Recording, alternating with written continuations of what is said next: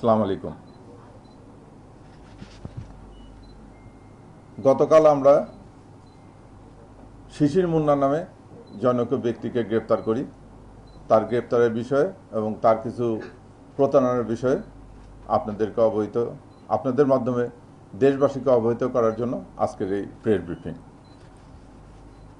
রাজধানীতে প্রতারণা, জালিয়াতি ও অর্থ আত্মসাতের অভিযোগে আওয়ামী লীগের সাবেক ভূমি প্রতিমন্ত্রী নারায়ণ চন্দ্র এবং সাবেক সংসদ সদস্য অনুপম সজয়ন জয়ের নির্বাচন কাজের প্রধান প্রচারক হিসাবে তাদের নির্বাচনী যে পেজ ছিল সেই পেজের অ্যাডমিন হিসাবে যিনি পরিচালনা করতেন সেই শিশির মুন্নাকে গতকাল ঢাকা মহানগর গোয়েন্দা পুলিশ ওয়ারি বিভাগ কর্তৃক গ্রেপ্তার করা হয়।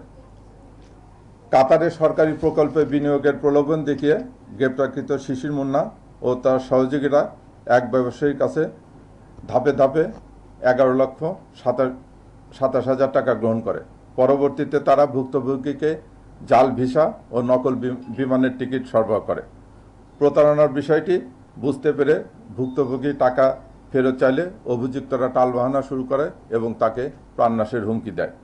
ঘটনায় যাত্রাবাড়ী থানায় জালিয়াতি ও অর্থ আত্মসাতের একটি নিয়মিত মামলা দায়ের হয় এবং ভুক্তভোগী এই বিষয়টি ডিবিকে অবহিত করলে ডিবি ওয়ারি বিভাগ এটা নিয়ে কাজ করতে যেয়ে তাকে গ্রেপ্তার করে।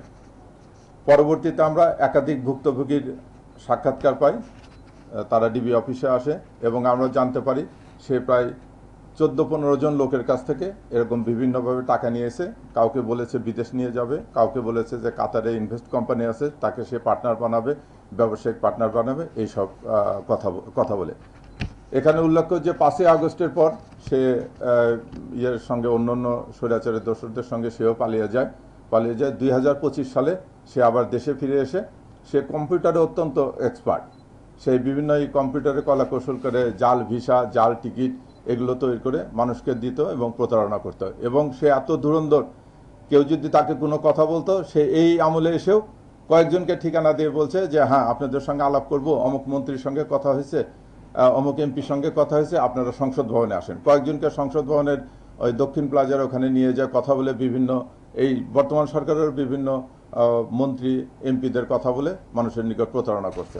তাকে গ্রেপ্তার করা হয়েছে। গ্রেপ্তার করার পরে তার কাছ থেকে এই গ্রেপ্তার সংক্রান্তে তার যে অভিযোগ সংক্রান্ত অন্যান্য কাগজ, তার কাছ থেকে কিছু জাল ভিসা, জাল টিকিট এগুলো উদ্ধার করেছে এবং কিছু লোককে সে বিভিন্ন জায়গায় চাকরি পাওয়া দেওয়ার কথা বলে বা বিভিন্ন জায়গায় পদায়ন করে, পদোন্নতির বিষয়ে সে জাতীয় করে বিভিন্ন রকম মেসেজ প্রদান করেছে এবং মানুষকে প্রতারিত করে তাদের কাছ থেকে অর্থ হাতিয়ে নিয়েছে।